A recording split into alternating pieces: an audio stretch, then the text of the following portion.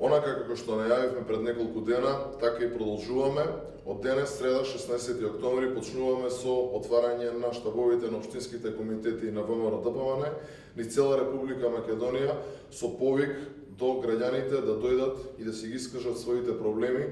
Ние од ВМРО ДПМН земаме обврска пред се да понудиме решение за сите проблеми кои што ги тиштат граѓаните на оваа држава.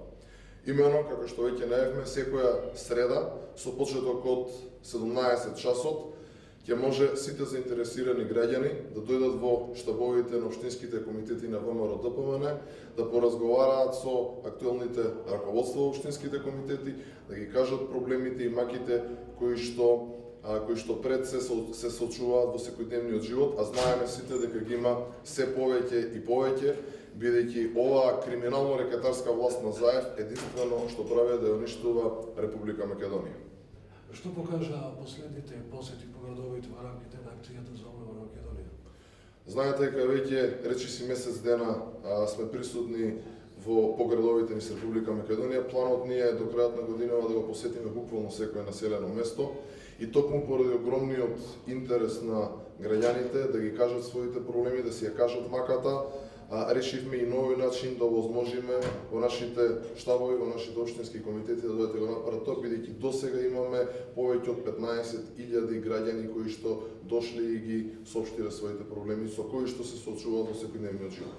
Бројни најави, бројни случувања и нови моменти во делот на се тоа што значи евроинтеграција на Македонија во Брисел. Во текот на денешниот ден многу голем проток на разноразни информации. Како ги толкувате нив?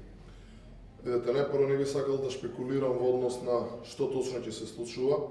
Сепак, она што веќе некој период јасно кажуваме дека буквално се, освен добивање на чист датум за преговори, е тотален неуспех и фијаско за владата на Заев и СДСМ.